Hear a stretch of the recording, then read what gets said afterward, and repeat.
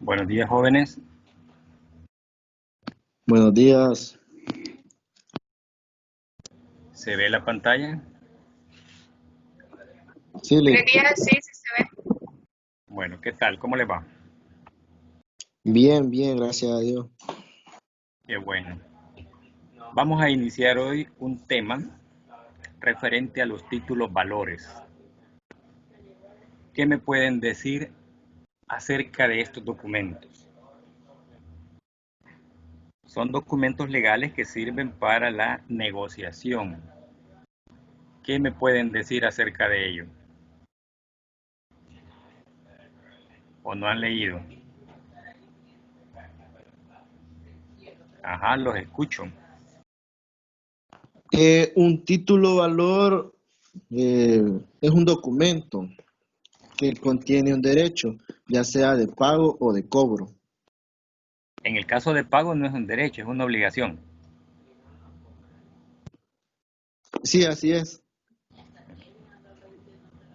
¿Verdad? Pero estamos bien, es correcto. Por ahí andamos, ¿verdad?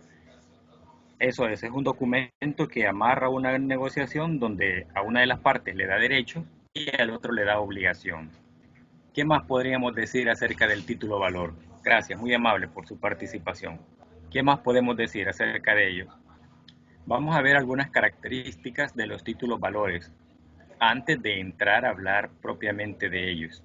Vamos a decir que los títulos valores constituyen una de las elaboraciones más importantes de la técnica jurídica mercantil. Vean que nos van a servir para esto, para negociar dentro de esta área, dentro del área mercantil. Pues permite dotar al comercio de un medio eficaz. Vean, ¿para qué dice? Para negociar. O sea, de eso se trata, ¿verdad? Nos va a servir para esto, para establecer negocios. Tal cual como dijo el compañero. Es un documento que da derecho a dos personas, solo que una se obliga y la otra adquiere el derecho de cobro. Obviamente la que se obliga antes adquirió un derecho, ¿verdad? El derecho de crédito. Entonces, si lo vemos desde ese punto de vista, el compañero tenía razón, ¿verdad? Es decir, que ambos adquieren un derecho.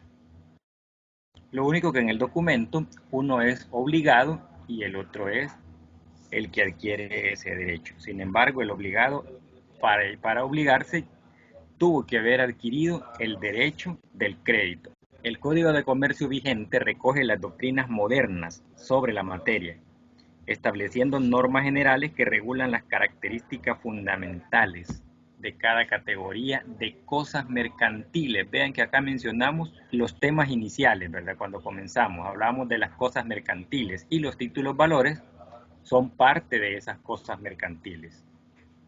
Entonces aquí lo vuelve a amarrar, ¿verdad? Y dice de que va a regular el Código de Comercio esas características que tienen las cosas mercantiles llamadas títulos valores. Esta imagen me gustó mucho porque sin mucho que ver, digamos, que visualizar, pero nos da una gran información. ¿Verdad? Dice que el título valor es un documento, tal cual como lo definía el compañero, ¿verdad? Un documento que da derechos y que da obligaciones también. Este documento está amparado por la ley. Es decir, la ley contiene las características de los títulos valores. La ley contiene las sanciones en el caso de incumplimiento. La ley contiene las formas cómo se va a administrar cada título valor o cada documento. Al mismo tiempo, ese documento, amparado por la ley, nos da derechos, derechos patrimoniales. Y algo importantísimo es que tiene una aceptación global. En cualquier parte del mundo, los títulos valores, aunque tengan otro nombre, ya vamos a ver cómo le llaman en Europa y cómo le llamamos acá en América. Aunque esos nombres difieran, pero la esencia del documento es la misma. O sea, sirve para negociar, para amarrar negocios. Entonces, en esta imagen nos da un recorrido de lo que son los títulos valores, sin mencionar uno en especial. Simplemente nos está diciendo que son documentos amparados por la ley, que nos brindan un derecho patrimonial y que tienen una circulación global.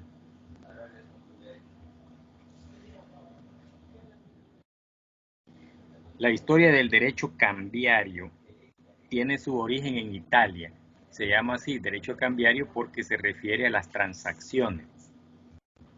Una persona entrega algo y la otra recibe ese algo que entregó. A cambio de eso también va a entregar otra cosa. Por ejemplo, cuando compramos un bien, recibimos el bien y entregamos dinero.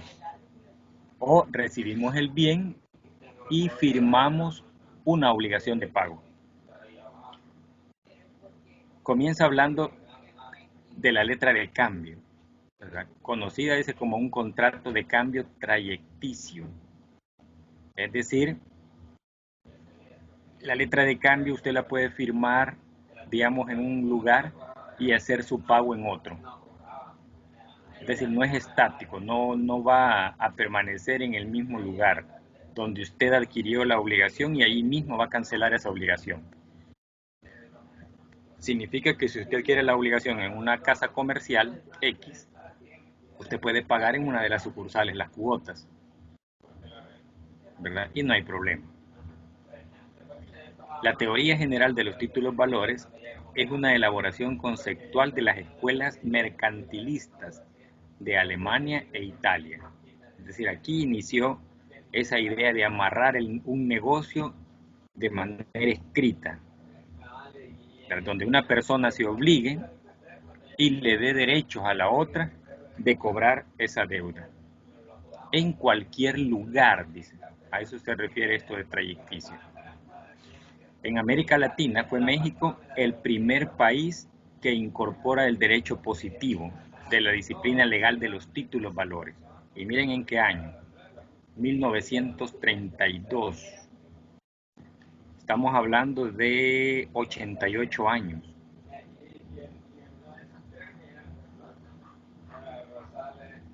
¿Verdad? Prácticamente.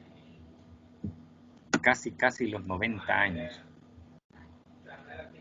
Pero en Europa tiene mucho más tiempo, ¿verdad? Esos títulos valores y específicamente pues la letra de cambio que fue la primera que se inició, ¿verdad? Y se llamaba así letra o se llama así letra de cambio porque permite ese intercambio de derechos y obligaciones.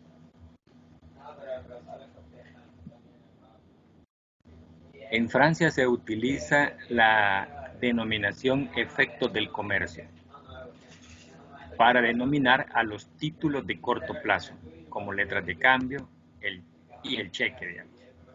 Y valores mobiliarios para denominar títulos a largo plazo, como las acciones y los bonos. Así lo consideran ellos. La esencia es la misma. El nombre, el título que se le dé es lo que va a cambiar. Así, por ejemplo, en Italia se le denomina títulos de crédito. En España también títulos de crédito. En Estados Unidos títulos valores. Y en El Salvador igual títulos valores. Pero en esencia son los mismos documentos. En esencia sirven para lo mismo. Tienen las mismas características. Son títulos valores los documentos necesarios para hacer valer el derecho literal. Vean lo que dice acá, literal y autónomo. Literal significa lo que dice la letra escrita en ellos. Y autónomo porque lo hacen parte de su propiedad. Que en ellos dice se consigna. Esto está en el artículo 623 del Código de Comercio de El Salvador. Es un documento que contiene una promesa de pago exigible por cualquier poseedor de buena fe, al que no podrán oponerse excepciones personales derivadas del anterior poseedor. Este es un concepto que da este señor Manuel Broseta Pont. Y así muchos autores, ¿verdad? de textos escritos que escriben sus apreciaciones conceptuales de los documentos. Sin embargo, el Código de Comercio lo define así como aparece acá arriba, que son títulos valores, los documentos necesarios para hacer valer el derecho literal, o sea, lo que dice la letra y escrita en el documento, y autónomo que en ellos se consigna, que en ellos está escrito. Así lo define el Código de Comercio de El Salvador. El concepto tiene sus propias características. En primer lugar, en decir que es una necesidad, que es un documento necesario para poder amarrar un negocio, que tiene una incorporación del derecho, de un derecho, que tiene una parte literal, que además es legítimo y que es autónomo. Es decir, estas son las características que engloba el concepto y que el documento las contiene. ¿Qué documento? El título valor. ¿Cuál título? Cualquiera. Incorporación. Esto lo menciona exactamente el artículo 623. Cuando se refiere a que es un documento necesario. También lo aborda el 629, cuando dice que el tenedor, es decir, la persona que tenga el documento, tiene la obligación de exhibirlo, de mostrarlo, para hacer valer el derecho, es decir, para cobrarlo, para hacer del conocimiento de terceros que él es el dueño de ese título valor. Por ejemplo, un cheque. La persona que posee el cheque es la persona que lo va a cobrar, ya que los cheques son al portador. Quien lo tenga, ese lo cobra. A medida pasa el tiempo, se van como actualizando, digamos así, las formas seguras de manipular estos documentos. Tanto es así que el cheque originalmente y en nuestros días, un cheque común y corriente, es al portador. Pero sin embargo, existen algunas cosas que amarran esa condición de ser al portador, como, por decir algo, un documento propio de la persona que lo tiene, cuando estos cheques son cheques certificados o cuando son cheques de caja. Aquí está amarrando a la persona con el documento. Siempre sigue siendo el portador, pero si no es la persona que aparece consignada en el documento, este no lo puede cobrar. Y ahí son formas más seguras. Obviamente, esa seguridad tiene un costo. Un costo para manipularlo. También en la incorporación, dice, lo afirma el artículo 630, en decir que la transmisión del título valor implica el traspaso de derecho principal incorporado. Está trasladando el derecho que allí dice dentro del documento. Entonces, el 623, el 629 y el 630 hablan sobre la incorporación de derechos que tiene el documento. Se refiere a eso propiamente, a la incorporación de derechos. Literalidad. Acá nos vamos a referir a lo que la letra dice, a lo que tiene consignado, a lo que tiene escrito el documento. Los derechos y correlativas obligaciones deben constar por escrito en el documento o en una hoja aparte, pero que va a ir adherida a él, porque son los términos señalados en este los que determinan el contenido y los efectos legales o los efectos de tales derechos. ¿Verdad? Por ahí vamos a ver que en algunos documentos habla sin protesto o habla la palabra protesto. Ese es un término jurídico que le da, por decirlo así, cierta facultad, en este caso al deudor, de poder aceptar o rechazar algunos términos. Pero esos términos deben quedar por escrito. Por eso dice acá, debe constar por escrito. Y esa es una de las características que tienen los documentos, la literalidad. El alcance y las modalidades de los derechos y obligaciones incorporados en el título valor están determinados por el texto del mismo. Es decir, lo que ya lleva ese documento son cosas que no se pueden cambiar. Es decir, no puedo tachar, no puedo borrar, no puedo enmendar valores o escritura dentro del documento.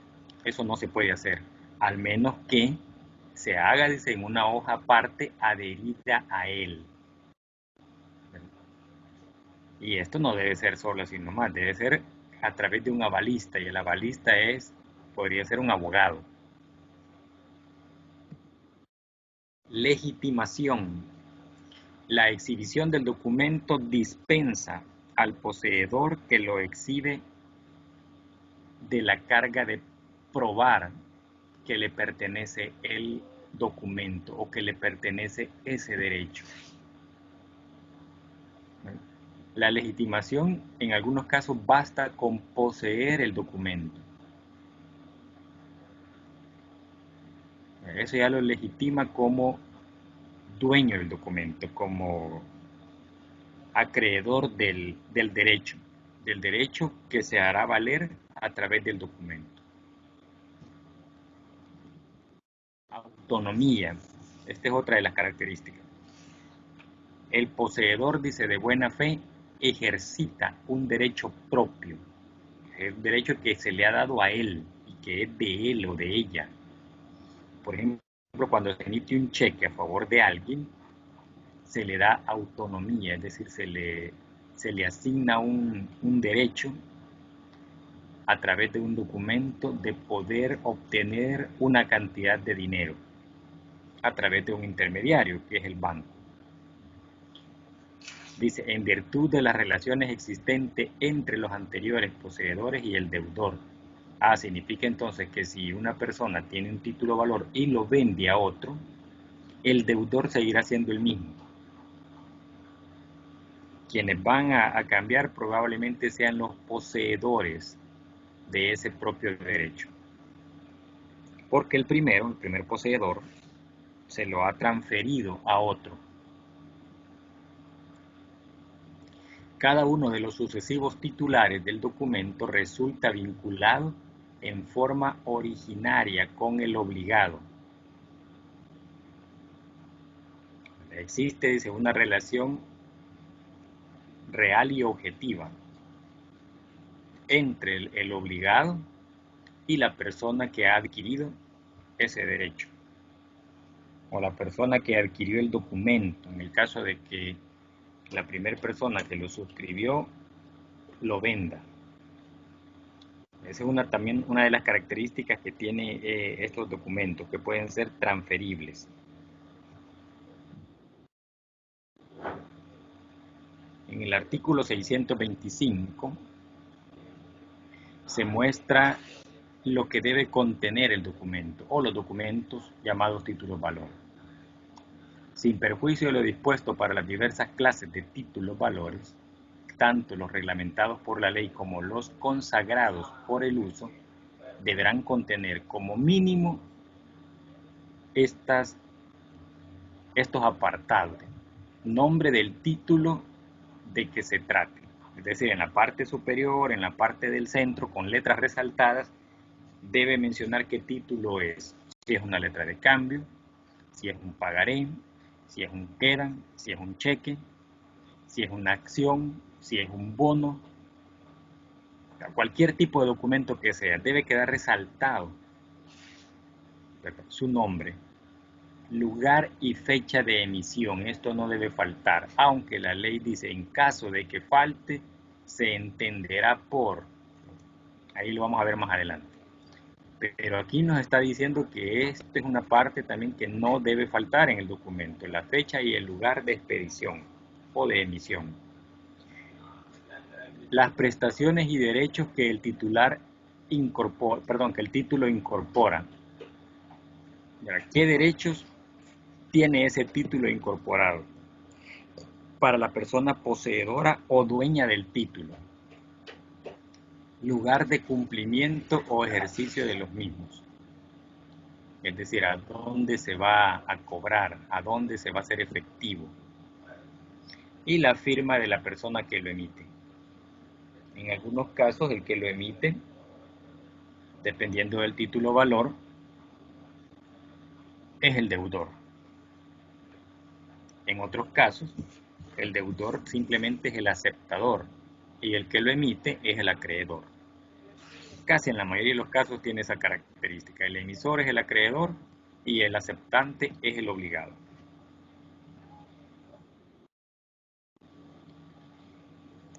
La transmisión del título valor implica el traspaso del derecho principal incorporado. Es decir, lo que allí dice, lo que la parte literal dice del documento, al venderlo, al enajenarlo, esos derechos se le están trasladando al nuevo poseedor. También dice garantías y demás derechos accesorios. ¿A qué se refiere esto de derechos accesorios? Imagínense que el documento venció y ese documento genera intereses. Ahí hay derechos adicionales, donde el obligado no pudo pagar en la fecha correspondiente y se alarga el plazo. Ese plazo alargado genera valores adicionales que el obligado tendrá que pagar. Y eso fue una de las características o de las obligaciones que la persona que firmó aceptó. Cuando compramos, por ejemplo, un artículo en una casa comercial, nos hacen firmar documentos. Entre esos documentos, una letra de cambio. Y por lo general, esta letra de cambio en blanco.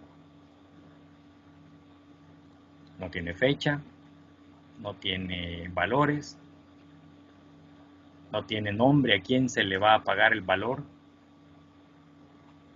Y así la firmamos, así aceptamos a expensas de que la casa comercial escriba en ella los valores que se generen posteriormente. Ahí van las multas, ahí van los costos procesales, ahí van intereses, ¿verdad? Un montón de cargos. Y por esa razón a veces se firman así, en blanco.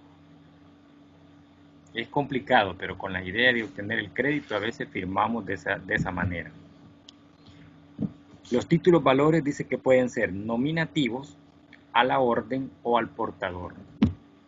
Ya vamos a ver, aunque ya en clases anteriores habíamos definido qué significaba ser nominativo, qué significaba ser al portador, ¿verdad? No habíamos definido lo que es a la orden, pero a la orden es como designarle un derecho a una persona, ¿verdad? Es decir, emítase a la orden de fulano de tal.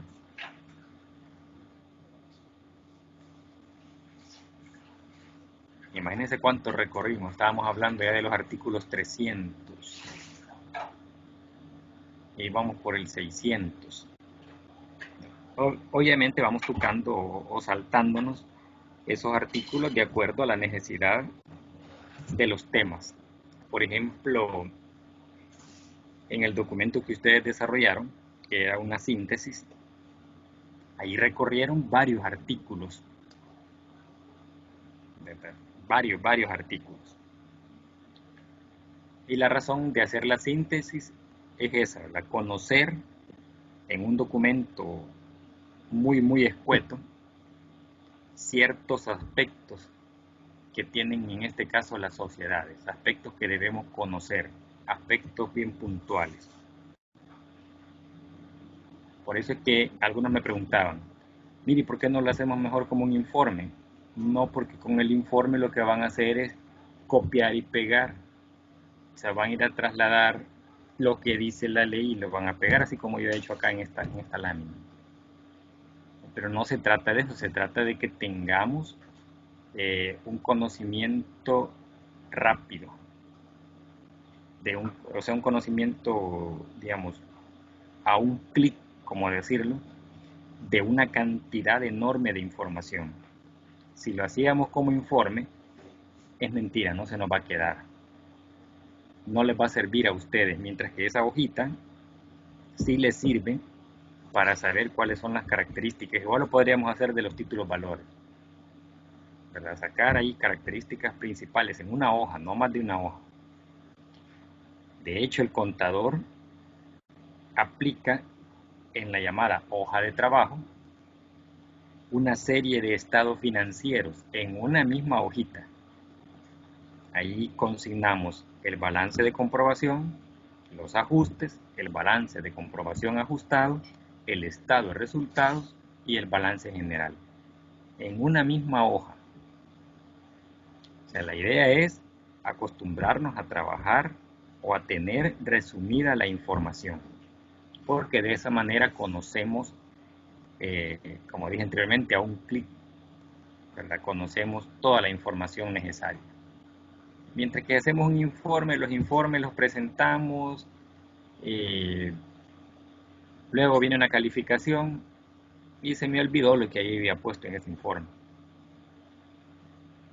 ¿Verdad? La situación es que no se nos olviden aspectos puntuales, que no se nos olvide aquello que vamos aprendiendo. Ese es parte de nuestro aprendizaje, el retener información, el retener cosas importantes. Y la razón de los resúmenes es esa, que aprendamos de una manera sencilla, de una manera inmediata. Al principio cuesta obviamente hacer el documento, porque hay que leer bastante, pero eso que yo leo, después de cierto tiempo, después de un par de días, ya se me olvidó.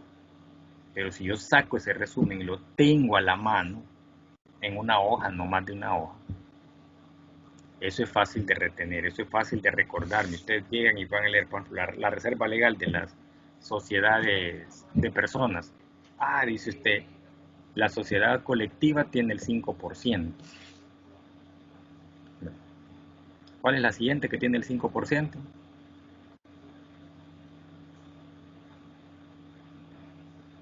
La primera es la sociedad en nombre colectivo. Son dos. ¿Cuál es la otra? Ya se les olvidó, imagínense, lo tienen ahí metido en una hojita.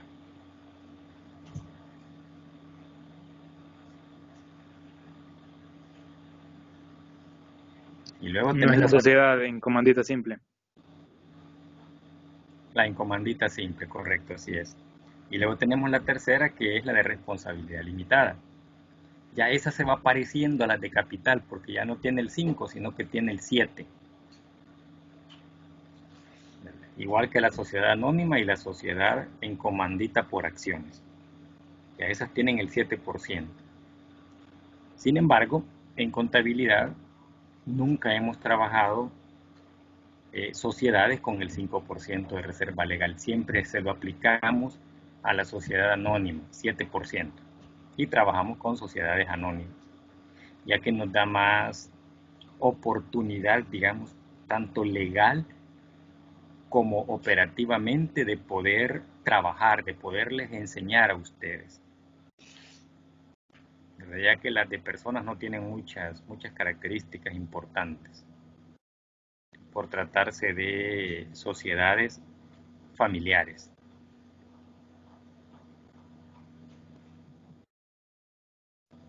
Artículo 659 dice que los títulos a la orden serán transmisibles por endoso, seguido de la entrega del documento, sin perjuicio de que puedan transmitirse por cualquier otro medio legal.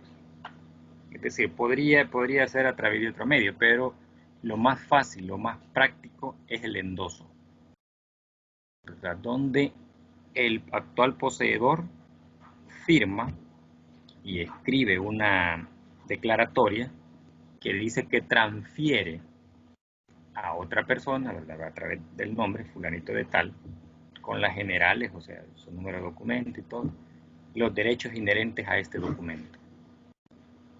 Y está firmando de que así está aceptando de esa manera la transmisibilidad. En el 675 dice, son títulos al portador los que no están expedidos a favor de persona determinada. O aunque estén expedidos a favor de una persona determinada, pero el título ya lleva la palabra al portador. O si no la lleva, se sobreentiende. Por ejemplo, en el caso de los cheques. Los cheques son al portador y aunque vaya el nombre de la persona ahí, no importa, no lo hace eso un documento nominativo, sino que es un documento al portador, a quien lo tenga, a quien lo lleve con él. Ese tiene los derechos. Y dice acá de que contenga o no la cláusula al portador, es decir, no es necesario de que lo diga, pero ya se sabe que el documento así está diseñado. Y por eso es que el cheque, aunque no diga que es al portador, ya se sabe que es al portador. ¿Verdad? Así lo dice la ley y lo menciona acá en este 675. Bueno, empezamos a hablar del primero ya en forma particular. Y estos son los bonos. Los bonos u obligaciones negociables. ¿Por qué se llamarán obligaciones? Es una obligación negociable.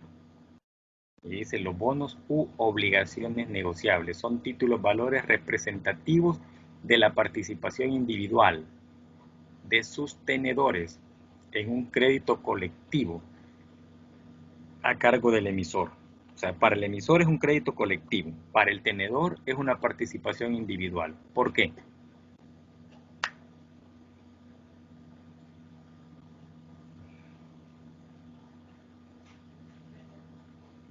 ¿Qué me está queriendo decir este artículo con la definición de bono? Alguien me decía del otro grupo, es que los bonos son una regalía, son un premio. Sí, ¿verdad? Se le llama también bono a eso, cuando nos dan una, digámoslo así, algo extra. Por ejemplo, en las empresas, algo extra a nuestro salario se le llama bono. Por ejemplo, un descuento también se le considera bono. Pero en este caso la ley no se refiere a esas cosas, se refiere a un documento, ¿verdad?, llamado bono, que es un documento o una obligación negociable, nacida de un crédito colectivo por parte del emisor, o sea, de quien lo emite, y una participación individual a cargo de las personas que adquieren ese bono. No que adquieren la obligación la tiene el emisor. Entonces, ¿qué querrá decir esto? ¿O cómo entendemos la definición? Ya haciendo la aclaratoria de que no se refiere a las regalías, no se refiere a los descuentos, se refiere a un documento en particular. Entonces, ¿qué es esto? ¿Qué me está queriendo decir esta definición? Con esto que dice que es una obligación negociable. Y dice que es una participación individual de un crédito colectivo. ¿Por qué será un crédito colectivo? Por ahí vamos a ver quiénes son los únicos que pueden emitir bonos. Entre ellos está el Estado. Los servicios profesionales. ¿Cómo así? Pues, porque yo le entiendo así, va, como dice, bonos u obligaciones negociables, dice. Porque dice de la participación individual de sus tenedores, recuerdo yo, si no estoy equivocado, tiene que ver con contadores o algo así, ¿verdad? Estoy un poquito confuso. Ajá, correcto, ahí sí estamos un poquito confundidos, vamos a aclararlo. Y gracias por su participación, ¿verdad? Porque Aquel que participa tiene como, digámoslo así, o se convierte en el portavoz de todo el grupo, ya que la duda que tiene uno la va a tener otro, y la va a tener otro y otro. Y está bien, ¿verdad? Y por eso es que es necesario que participen para que yo me dé cuenta si estamos en lo correcto o no estamos en lo correcto y hacer las aclaraciones del caso. O sea, con esto ni yo me voy a molestar por las participaciones que ustedes hagan, al contrario, a mí me sirve de mucho porque yo puedo aclarar, puedo explicar. Mientras ustedes no participan, yo asumo que todos me están entendiendo y eso es mentira, ¿verdad? No es así. Cuando se refiere, por ejemplo, a la palabra tenedor, antiguamente existía por decirlo así, una profesión antes de llamarse contador y se llamaba teneduría de libros. Esa era una profesión, ¿verdad? De una persona que trabajaba en el área contable y se llamaba así teneduría de libros porque esta persona era el responsable de manejar, de administrar, de inscribir las operaciones mercantiles de una empresa en los libros. Entonces, él era como el administrador de esos libros, él era el que resguardaba los libros contables, ya que no habían sistemas informáticos, no habían computadoras que tuviesen sistemas informáticos para llevar registros contables. De todo se hacía a través del papel, a través de la escritura, en libros especiales empastados. Inclusive hasta los colores eran casi tradicionales, rojo y negro. Las pastas eran esos colores. Entonces, este administrador de libros, que era un contador, pero no se llamaba contador, se llamaba tenedor de libros. Y se llamaba así porque es el que tenía los libros, el que cuidaba los libros, el que administraba esos libros y suministraba información extraída de los libros. Por eso se le llamaba tenedor de libros. Cuando nos referimos a estos documentos como el tenedor, es la persona que tiene el documento. Para que no confundamos aquel tenedor llamado contador hoy en la actualidad, que era el que tenía los libros de contabilidad, por eso se le llamaba tenedor, el tenedor de libros, decimos. Ahora acá, cuando nos referimos en el título valor a un tenedor, se refiere a la persona que tiene en su poder, en sus manos o en una caja fuerte de su propiedad, un documento legal que le da derecho. Ahí nos referimos a este tenedor. No sé si aclaro la confusión.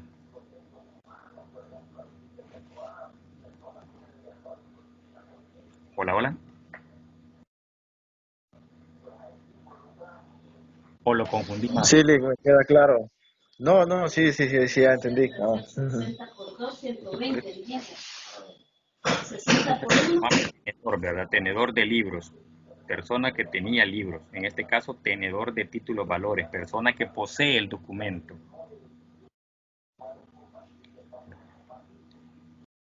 Pero la pregunta, estábamos con la participación individual y el crédito colectivo. Se llama crédito colectivo porque la empresa que emite los bonos emite una gran cantidad de bonos, o por lo menos una cantidad finita de bonos.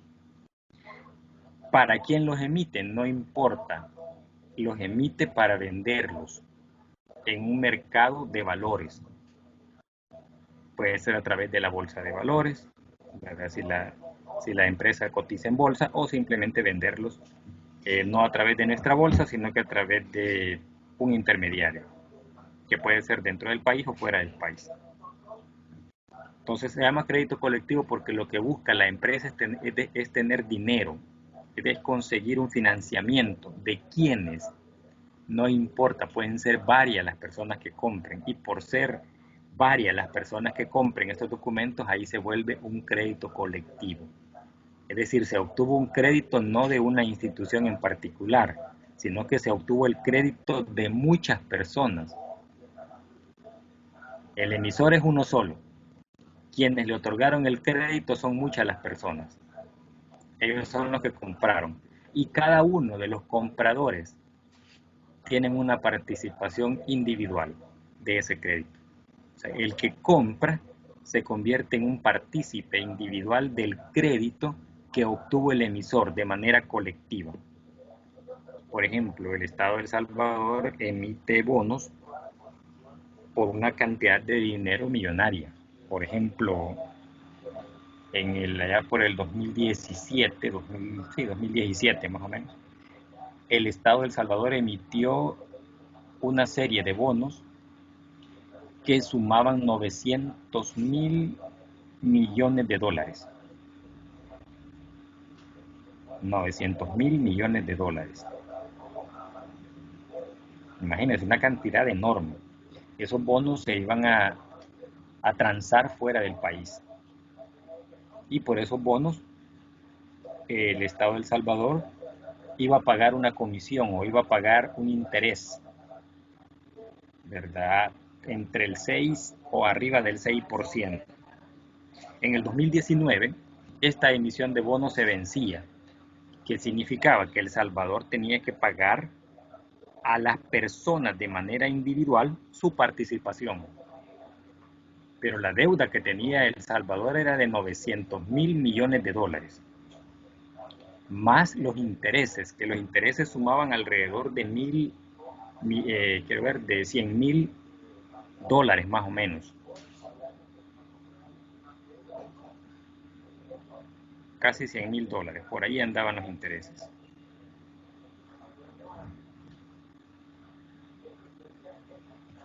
Entonces, la persona que los emite, en este caso el Estado de El Salvador, él era el deudor. ¿A quienes le debía? A un montón de personas que habían adquirido sus bonos. Y ellos tenían una participación individual de reclamarle al Estado de El Salvador su inversión más los intereses. Entonces, cuando dice un crédito colectivo es porque la empresa que los emite, el Estado que los emite, es decir, el país, el gobierno que los emite, es uno solo, pero los que compran esos documentos son varios. Por eso es que se convierte en una participación individual de un crédito que es colectivo a cargo de un emisor, de la persona que los emitió. Entonces, un bono se parece a las acciones. Es como que una sociedad emita acciones, las cuales se van a transar en la bolsa de valores. Y cualquier inversor puede comprar acciones. ¿Cuántas? Las que él tenga capacidad de comprar. Igual sucede con los bonos. La gran diferencia entre bono y acción es que el bono es una obligación negociable. Es decir, es un pasivo que adquirió el emisor. Mientras que las acciones no es un pasivo, es una participación patrimonial. Es decir, la empresa que emite las acciones le está diciendo al público, te vendo una parte de mi empresa. Podés ser partícipe de mi negocio, podés ser dueño de una porción de la empresa cuando emitimos acciones, porque las acciones son participaciones del patrimonio, mientras que cuando se emiten bonos no se está comprometiendo la empresa, simplemente se está adquiriendo un pasivo, una deuda. ¿Con quiénes? Con un montón de personas que individualmente van a reclamar su derecho. A eso se refieren los bonos, son documentos similar a una acción, similar a las acciones, que un emisor emite porque necesita dinero para que una cantidad grande de la comunidad inversionista compre esos bonos. Solo podrán emitir bonos, dice, el Estado y el municipio. Pero en este caso se refiere casi por lo general las municipalidades no lo hacen, lo hace el Estado de El Salvador. Si una municipalidad necesita plata a través del Estado, lo va a conseguir. Si quiere endeudarse una alcaldía, lo hará a través del Estado. Las instituciones, obviamente, deudas grandes, ¿verdad? Puede adquirir deuda una alcaldía, por ejemplo, con los camiones estos recolectores de basura, a través de la empresa Mides. Bueno, como que nos quedamos un momento sin conexión, ¿verdad? ¿Hasta dónde nos habíamos quedado? Vale, licenciado, en la presentación anterior, creo, porque estábamos con lo del artículo 677. ¿Y quiénes lo podían emitir? Bueno, sí. Bien, decíamos que solo podrán emitir bonos el Estado y el municipio. Cuando se refiere a municipio, se refiere a las municipalidades. Las instituciones oficiales autónomas son las únicas instituciones que pueden emitir bonos. Las sociedades de economía mixta y las instituciones de interés público. Todo esto de acá es prácticamente el gobierno. Aquí están los ministerios, las municipalidades y el propio gobierno central. Las sociedades de capitales, es decir, una sociedad de personas, decíamos, no puede emitir bonos, solo las sociedades de capitales. Las asociaciones, las corporaciones o fundaciones que tengan personería jurídica, es decir, una persona natural tampoco puede emitir bonos. Si no lo pueden hacer las sociedades de personas, mucho menos una persona en particular. Decíamos que los bonos pueden ser nominativos a la orden o al portador.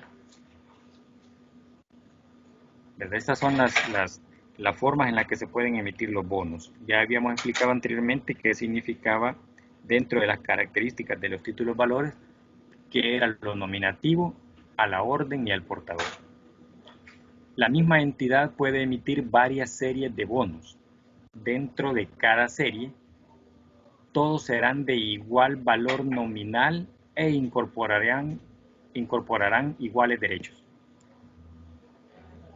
Explicaba que si se emite, por decir, algún $1.000.000 en bonos y cada bono tiene un valor de $1.000, vamos a dividir el $1.000.000 entre 1.000 y esa va a ser la serie o la cantidad de bonos a emitir.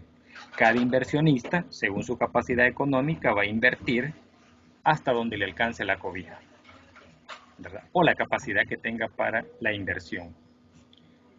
También la ley aclara: no podrán emitirse nuevas series de bonos mientras las anteriores no estén totalmente pagadas.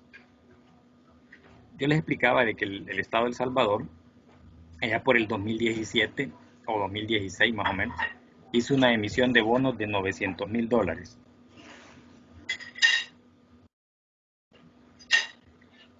Esa emisión de bonos se venció en el 2019. Si a la fecha no ha sido pagada totalmente la emisión de bonos, El Salvador no puede emitir una nueva serie de bonos hasta que la anterior haya sido cancelada. Igual para cualquier otra institución que tenga capacidad de emisión de bonos, no solo para el Estado, para cualquier, cualquier institución autorizada. Los bonos deberán contener denominación de llamarse o de ser un bono, finalidad y domicilio de la entidad emisora. O sea, ¿quién es el que lo está emitiendo? Son bonos del Estado, bonos de una municipalidad, bonos de un ministerio, por ejemplo, bonos de una sociedad anónima, de una sociedad en comandita por acciones. Ahí lo debe decir. El importe del capital y la parte pagada del mismo, perteneciente a la emisora, es decir, la estructura financiera, mostrando su activo, su pasivo y el capital. Esto lo debe, tal vez no lo debe decir cada bono, pero sí lo debe decir la emisión total, la serie total, a través de escritura pública. El importe de la emisión con indicación del número y valor nominal de los bonos, es decir, en cuántas partes se dividió ese crédito, la tasa de interés que se va a pagar al vencimiento de los bonos, los términos señalados para el pago de intereses y el capital, es decir, la inversión de cada bono. En su caso, dice los plazos, condiciones y manera en que los bonos han de ser amortizados. O sea, cómo se van a pagar esos bonos o cómo se le va a regresar la plata al inversionista. junto con los intereses que haya percibido. El lugar de pago a donde el inversionista podrá ir a cobrar ese bono. La especificación de las garantías especiales que se constituyen para respaldar la emisión y los datos de la inscripción relativa en el registro de propiedad, raíz e hipoteca. Esto en el caso de que como garantía se entregue un bien inmueble, es decir, un edificio, una casa, ¿verdad? Como garantía, esto deberá quedar inscrito en el registro de raíz, propiedad e hipotecas. El lugar y fecha de la escritura de emisión. Como dijimos anteriormente, debe ser a través de escritura pública. El nombre del notario que autoriza, es decir, el nombre del notario que elabora esa escritura. El número de inscripción en el registro de comercio.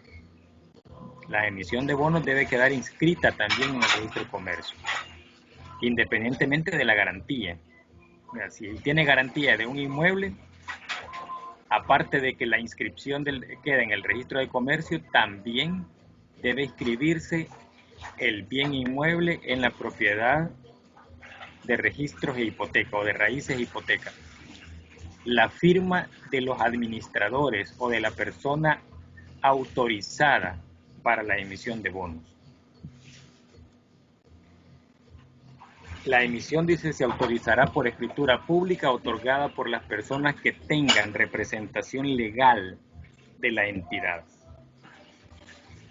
Es decir, ellos son los únicos firmantes para la emisión de bonos ante un notario que hará la escritura pública y que ésta deberá quedar registrada en el registro de comercio, junto con las garantías de esa emisión de bonos. Por acá iba cuando me enteré de que se nos había caído se me había caído la red.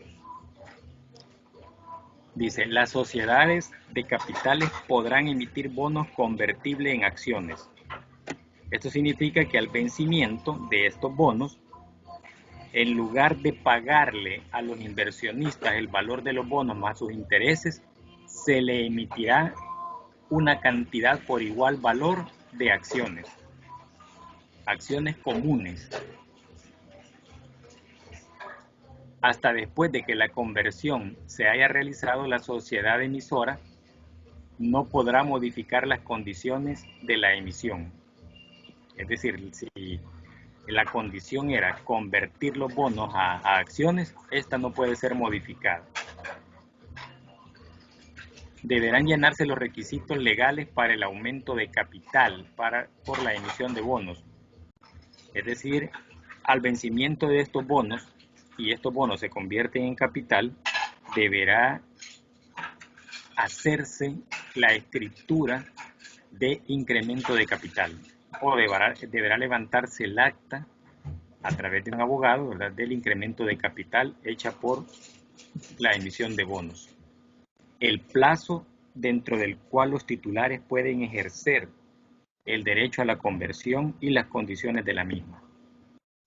O sea, ¿cuáles fueron las condiciones pactadas originalmente para la conversión de bonos a acciones? También hace una aclaración acá la ley, dice, los bonos convertibles no pueden colocarse bajo la par. Es decir, no se puede entregar una cantidad de acciones con un valor inferior a la inversión en bonos. Esto está prohibido porque esto sería una estafa al inversionista. Pero no da las otras condiciones. Significa entonces que la empresa puede emitirle acciones a la par o sobre la par, es decir, un valor mayor al valor de los bonos. A la par es cuando sea equitativo el valor invertido en bonos y estos convertidos en acciones. Pero la ley únicamente aclara que no podrá colocarse, dice, esa conversión bajo la par. A medida que los bonos se vayan convirtiendo en acciones, se aumentará el capital de la sociedad. Hasta entonces se podrá levantar la escritura de aumento de capital. Los accionistas de la sociedad emisora gozarán de un derecho preferente para suscribir los bonos convertibles en los mismos términos que para suscribir nuevas emisiones de acciones. Es decir, si habían accionistas o los propios accionistas de la sociedad son los que han comprado los bonos, estos tendrán un privilegio diferente a las personas desconocidas que adquirieron bonos, ¿verdad? Como que fuesen nuevas emisiones de acciones. Bueno, hasta ahí en cuanto a bonos. ¿Preguntas en cuanto a la emisión de bonos? Yo tengo una, licenciado. Diga. Usted dijo que como algunos bonos podrían ser en base a acciones, ¿verdad? Entonces Sí. no se va a poder superar el valor total ¿de qué me dijo usted ahí, licenciado? Porque en eso me confundí nada más. ¿Qué es lo que no va a poder superar ese bono si es en base a las acciones? Es el literal E. Los bonos convertibles no pueden colocarse bajo la par. Esto significa que si usted tiene una inversión en bonos de $1,000, la empresa le deberá de entregar acciones por un valor de $1,000. No podrá entregarle acciones por un valor de $900. A eso se refiere la ley. O sea, no puede colocarse un valor menor en acciones al valor que usted tiene invertido en bonos, pero sí podrá ser superior, ¿verdad? Si la empresa le quiere dar, por ejemplo, acciones por un valor de 1,200 y usted solo había invertido $1,000 en bonos, eso no hay problema. La ley lo que le está prohibiendo es que se baje al inversionista, ¿verdad? El valor de los bonos debe ser equitativo al valor de las acciones, nunca inferior. A eso se refiere esto que dice bajo la par. Ok, entiendo. Muchas gracias, licenciado. A la orden. ¿Alguna otra consulta? Si no hay consultas, pasamos a la letra de cambio. Acá aparece un modelo. Este modelo es tan antiguo como vigente, ¿verdad? Hoy en día seguimos utilizando similar estructura, digámoslo así, de letra de cambio. Vean lo que decía en la parte genérica de los títulos valores, que todos deben llevar todos los títulos valores, así como allá decía bonos, acá debe decirlo. Miren, letra de cambio. Y más abajito dice sin protesto, es decir, una vez aceptada, usted no puede modificar las condiciones. Esas condiciones podrán ser modificadas a ruego o a solicitud de la persona que suscribe la acción. Y eso debe quedar por escrito, no puede tacharse ningún valor acá. Eso debe quedar por escrito, avalado por un notario. De lo contrario, usted acepta las condiciones puestas en la letra de cambio. Eso significa que no permite esto, sin protesto. Una vez aceptada, no puede hacer cambio alguno. Letra de cambio es el título de crédito formal y completo que contiene una promesa incondicionada y abstracta de hacer pagar a su vencimiento al tomador o a su orden una suma de dinero en un lugar determinado. Imagínese que usted compra una computadora en un centro comercial, en una casa comercial, y lo hacen firmar una letra de cambio. Por lo general, la letra de cambio que lo hacen firmar está en blanco. Esto es con el ánimo de que usted se está comprometiendo a pagar la totalidad del bien adquirido. Y es la manera como la institución o la casa comercial lo amarra a pagar ese crédito, ya que originalmente dijimos que estos documentos, los títulos valores, sirven para amarrar una negociación de manera legal. Si usted no paga, este documento tiene una fuerza ejecutoria legal bastante amplia. La letra de cambio deberá contener denominación de letra de cambio. Ya vimos que ahí en la parte superior aparece el nombre, letra de cambio. Lugar, día, mes y año en que se suscribe, es decir, en que se acepta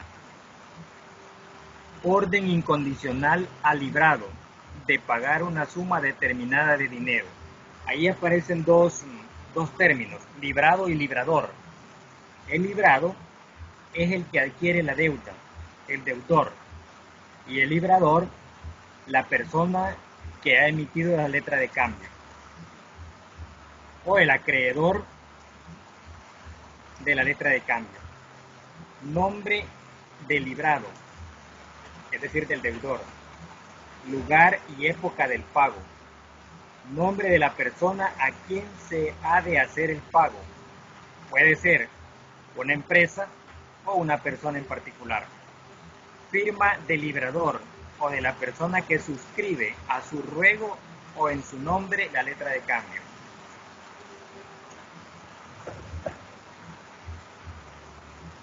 Esta podrá ser librada, dice, a la vista, a cierto plazo de vista, a cierto plazo de fecha o a un día fijo.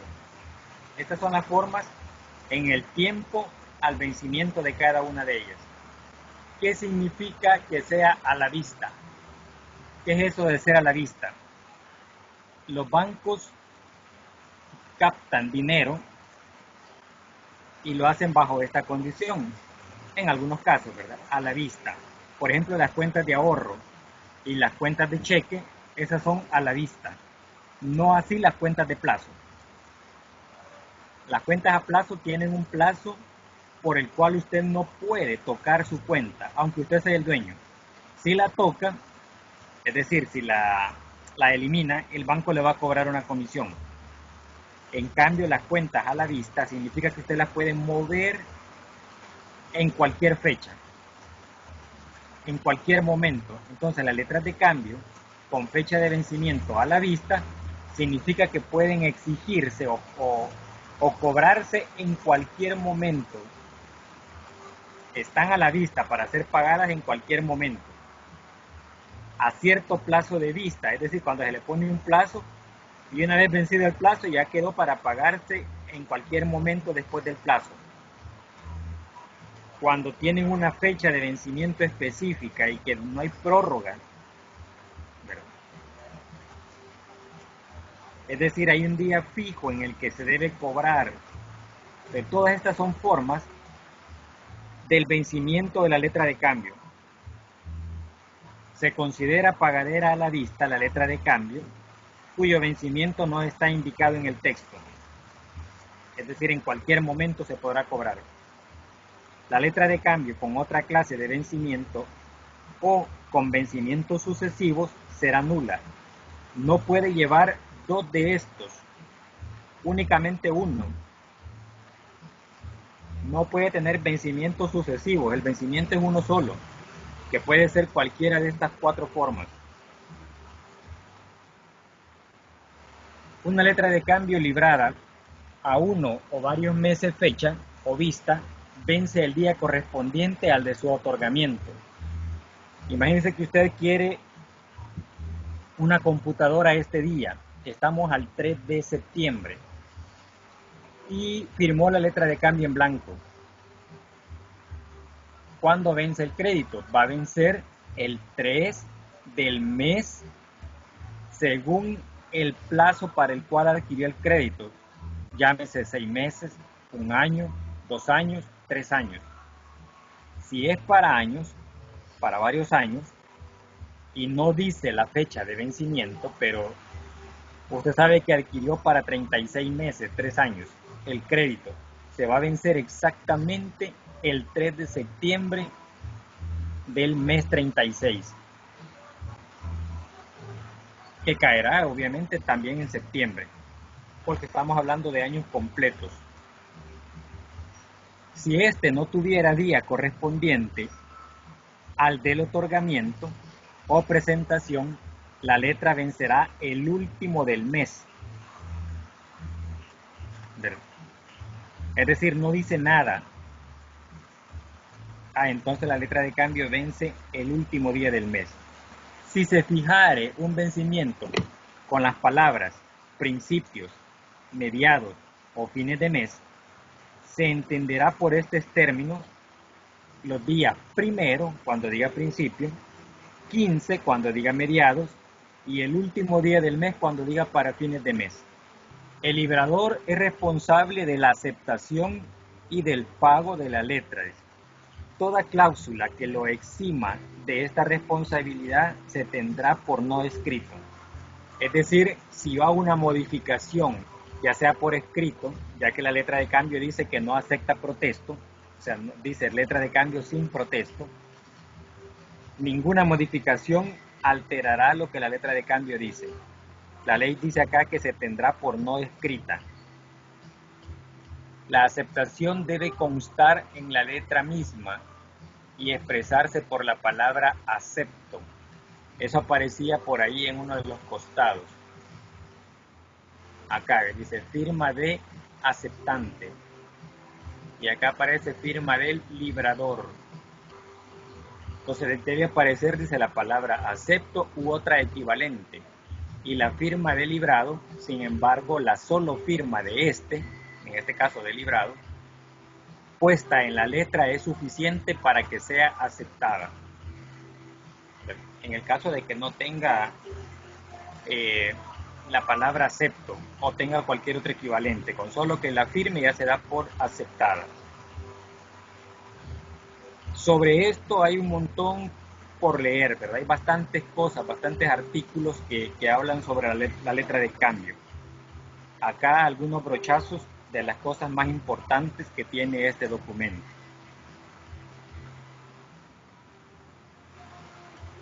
Así como la letra de cambio, ustedes ven, dice acá en palabra grande, ¿verdad? Pagaré. Este lo tomé de internet, ¿verdad? Lo más rápido que encontré y lo puse ahí. Únicamente solo para ejemplificar. Ahí estaba puesto, obviamente no es del país, pero sí para que vean que tiene las características necesarias, ya sea en El Salvador como en cualquier parte del mundo. Ya que en la imagen que pasamos en las primeras láminas, hablaba de que tiene una aceptación global. O sea, la aceptación puede ser en cualquier parte del mundo y tiene las mismas características. La aceptación puede ser en cualquier parte del país y tiene las mismas características. La aceptación será por una persona que se obliga a algo. Dice la definición: el pagaré, al igual que la letra de cambio, es una promesa de pago escrita por el otorgante a favor de un beneficiario, por medio del cual se compromete a pagar una cantidad específica de dinero en una fecha determinada. Y cabal lo dice, si usted va leyendo todo lo que acá dice, aparece el lugar de la ciudad, la fecha en la que se firma de aceptado, el día del vencimiento. Aquí dice el día 25 de octubre, mire, fue firmada en agosto, 25 de agosto. El día 25 de octubre del año XYZ, pagaré, dice, en esta ciudad a la orden de. Vean que este documento es a la orden. Habían tres formas, ¿verdad? Decía nominativa, a la orden o al portador. En este caso es a la orden de, y aparece acá el nombre de la persona, pero usted ya se comprometió al decir aquí la palabra pagaré. Dice la fecha y luego dice pagaré a la orden de fulano de tal la cantidad de por, y debe escribir por qué, ¿verdad? Por servicios prestados, por compra de X bien. Aquí dice por préstamo en efectivo y aparece el domicilio, ¿verdad? El domicilio donde se hizo la transacción o el domicilio de la persona aceptante. El pagaré es un título valor a la orden que debe contener mención de ser pagaré, ya lo vimos que ahí lo lleva, insertada en el texto, ahí está. Por eso es que las características que vimos originalmente decía que debe cumplir la parte textual.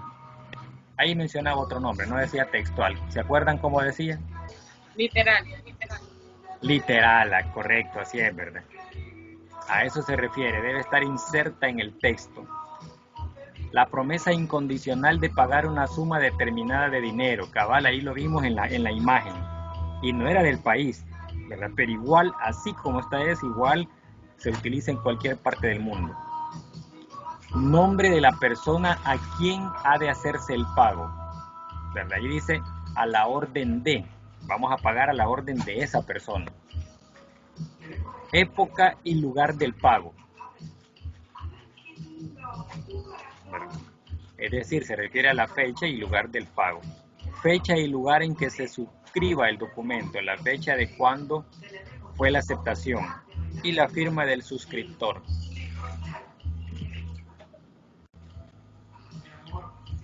Si el pagaré no menciona fecha de vencimiento, se considera pagadero a la vista, es decir, cualquier fecha. Cuando es a la vista, está disponible para cualquier fecha. Si no indica lugar de pago, se tiene como tal el domicilio de la persona que lo suscribe, en este caso del deudor. Si no aparece ahí el domicilio. El pagaré domiciliado debe presentarse para su pago a la persona indicada como pagador designado y a falta de designación al suscriptor mismo. Es decir, si no tiene el domicilio, o si tiene el domicilio, deberá ser en el domicilio que se haga la suscripción del mismo. Y en el caso de que no exista, dice, va a ser la del suscriptor. Pero aquí estamos hablando de que sí existe un domicilio.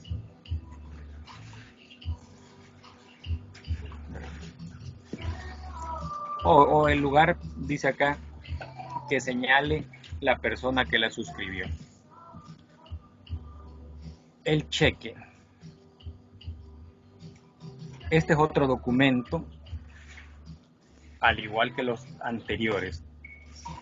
Bueno, pero no sé si hay consultas en cuanto al pagaré o a la letra de cambio, antes de entrar a ver el cheque. Bueno, si no hay consultas, ¿verdad? Cualquier consulta que se le venga a la mente más tarde, otro día, ahí tenemos la plataforma con la mensajería para poderla hacer.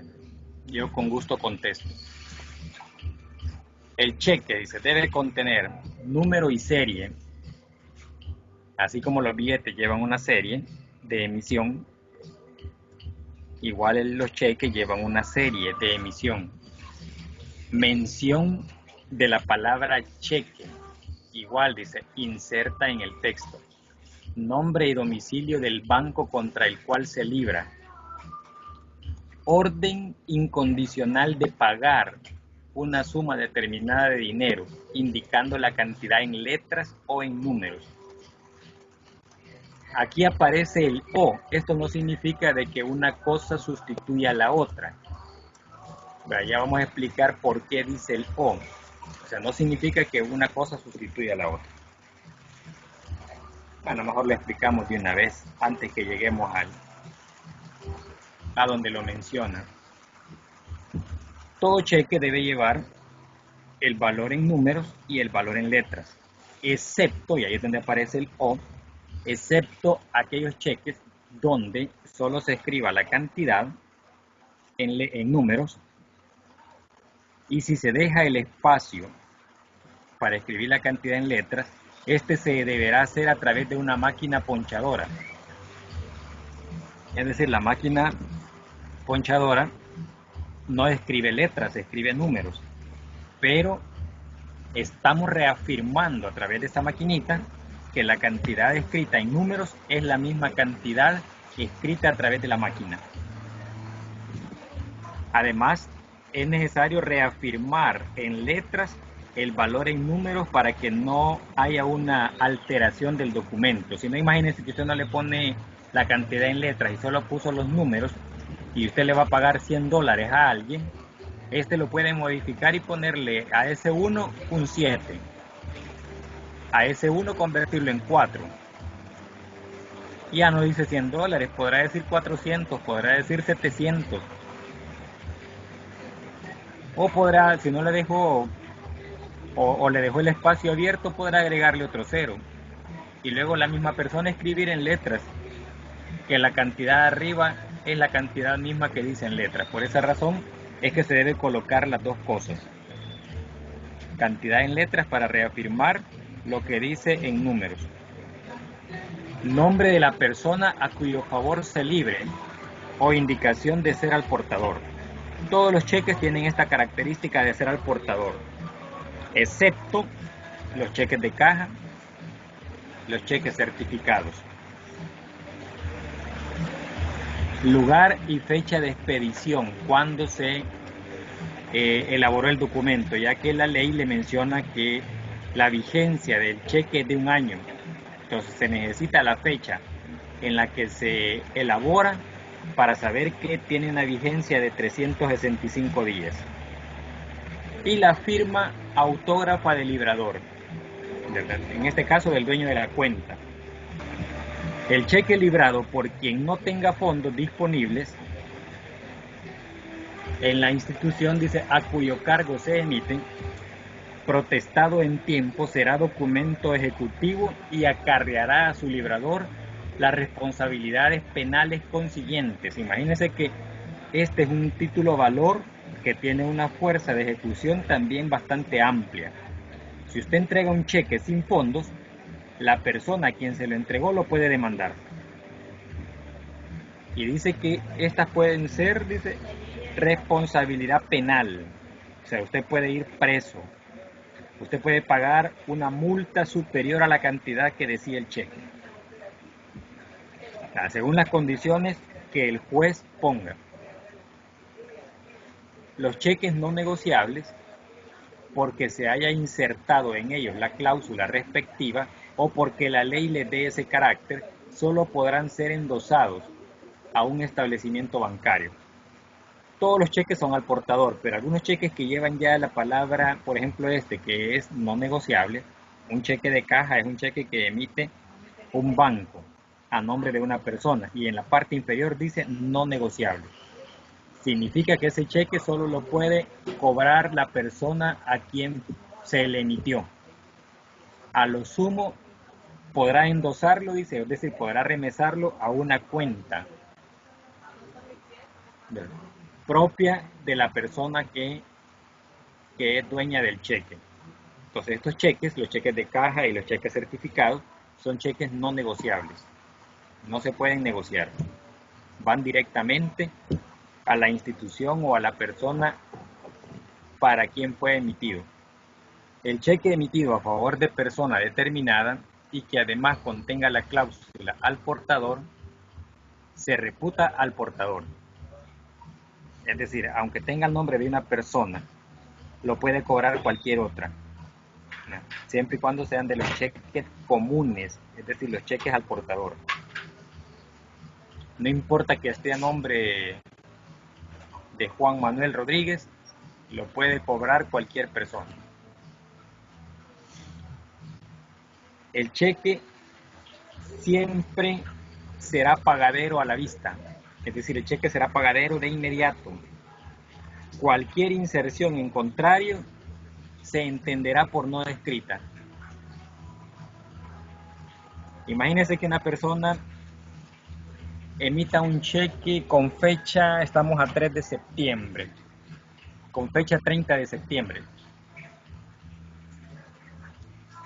Y le dice a la otra, mira, no lo vas a poder cobrar hasta el 30 de septiembre. Viene la persona dueña del cheque y dice, voy a probar a ver si lo puedo cobrar hoy. Y se va al banco y lo cobra. El banco no le va a interesar que tenga fecha 30 de septiembre. El banco lo paga.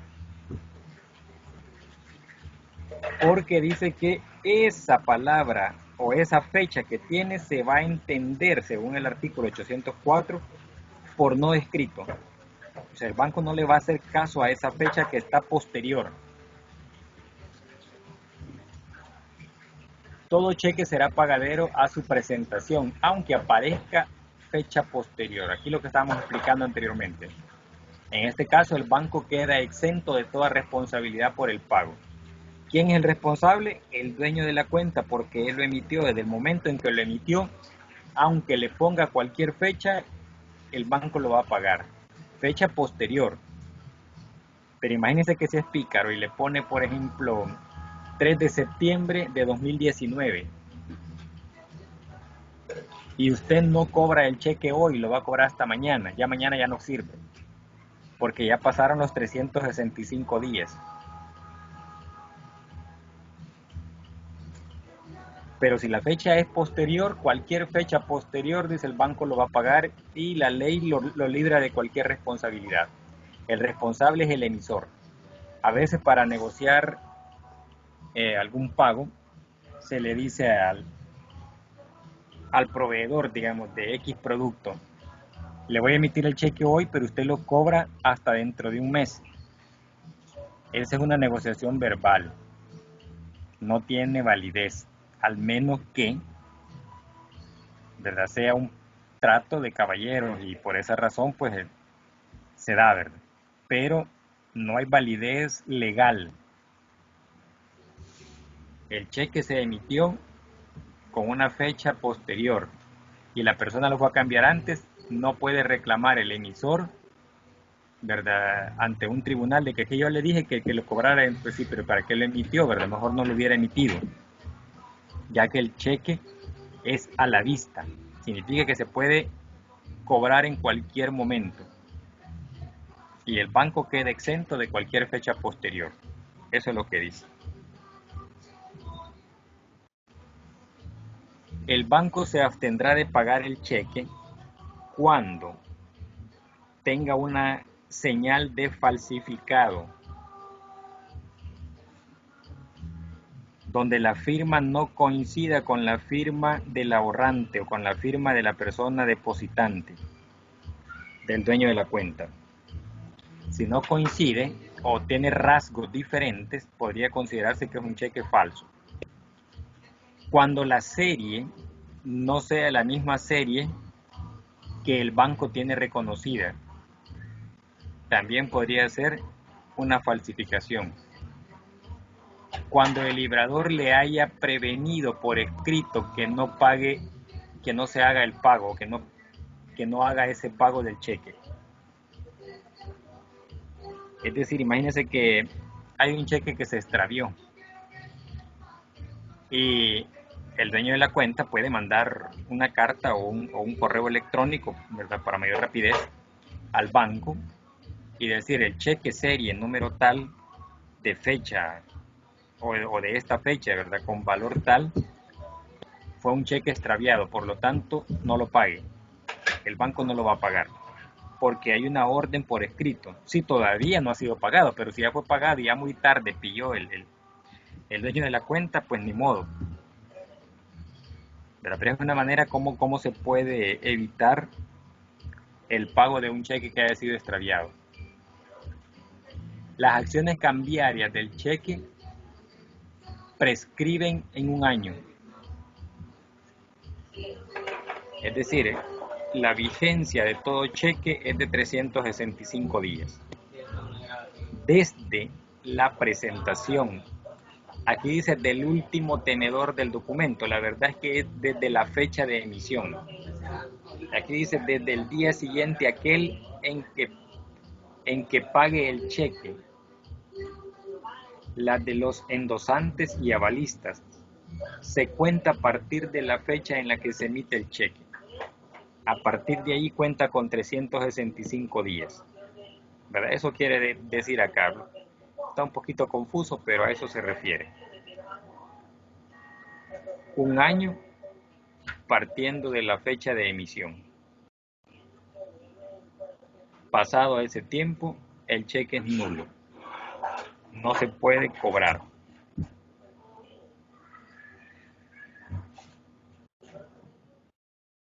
Bueno, de mi parte eso es todo. No sé si hay preguntas acerca del tema. La presentación ya está subida ahí en la plataforma. ¿verdad? Hoy lo estoy haciendo un poquito antes, un día antes por lo menos, para que no se me olvide. Para esta semana o este fin de semana, digamos, no hay evaluaciones hasta la próxima, creo. Tienen que estar revisando siempre la planificación, ya que es el documento que nos va guiando tanto a ustedes como a mí. Hasta ahora, pues, no nos hemos adelantado ni nos hemos atrasado en cuanto a los temas. Exactamente el tema, según planificación, es el tema que se va dando. Hay temas que a veces he considerado que van a ser cortos, pero es todo lo contrario, me salen quizás más largos que los demás. Por ejemplo, ese tema de títulos valores, esto es amplio, bastante amplio. Lo poco que yo he tocado acá, pues todavía falta mucho más, ¿verdad? Falta hablar de las acciones, falta hablar de los diferentes tipos de acciones, acciones preferentes, acciones comunes, otros documentos como por ejemplo los quedan, pero eso ahí está en la ley, o sea, es cuestión de que como estudiantes vayamos más allá, ¿verdad? Vayamos más adelante de cómo va el docente, que nos adelantemos a los temas explicados. De hecho, yo les mencionaba anteriormente, tienen la planificación, usted puede revisar la planificación un día antes, leer un día antes el tema que se va a abordar, siempre y cuando se haya cubierto el tema anterior, ¿verdad? Si el anterior todavía no se ha cubierto, obviamente voy atrasado y falta ese tema. Pero en este caso vamos hasta ahora pues cubriendo los temas exactos que están en la planificación. Pero igual la invitación es a que lea, que se anticipe. Bueno, si no hay consultas, esto sería todo de mi parte.